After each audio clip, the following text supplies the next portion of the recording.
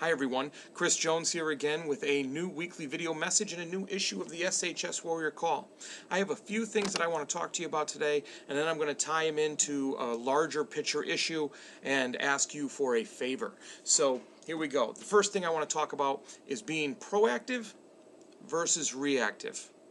Acting before getting acted on, because anybody that has been proactive in life, chasing any goal, going after any issue they want to, has always found success by being proactive rather than reactive.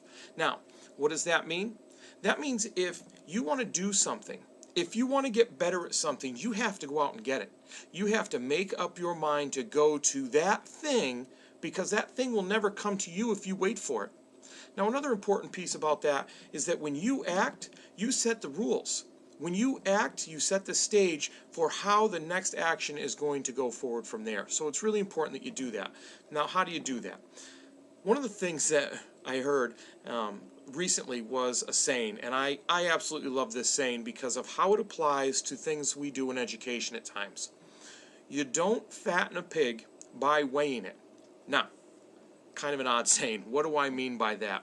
Well, what I mean by that is with all our assessments and whenever we try to achieve a goal, you don't get better at achieving that goal or guarantee that goal by checking that goal or checking that assessment after it's already done. And that leads me to my next thing. Lag indicators versus lead indicators. A lag indicator is something at the end. Something after you've already gotten to the point where you're supposed to achieve your goal. You've either done it or you haven't. Lead indicators are all those small action steps leading up to that goal. Those are the important things. Say, take weight for instance. If you want to lose 20 pounds in a month, you back it up and you have to lose a certain amount of pounds per month. Well, you don't do that just by wishing. You do that by keeping track every week or every increment you've broken it down into. If you want to do good on a test, you know you have to study. You have to study a certain amount each night. You don't just get the night before the test and say, oh, I've got to do this, and then check it. You check every little time increment along the way. So you check those small steps and you monitor your progress.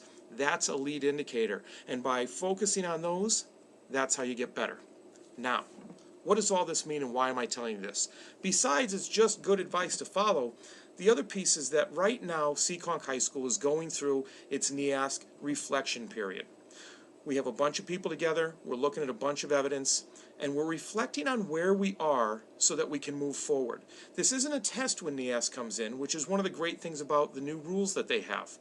This is to see where we need to improve as a school to better serve our students, and then check them and use them as lead indicators as we put together an improvement plan. So what do we need? I put out a survey. I've emailed it to parents. I've put it in the newsletter. Please, if you are a community member involved with this school, take this survey. We need some more answers so that the results are valid. And that's what we'll use as lead indicators. See, we're interested in reflecting where we are. We're interested in getting better.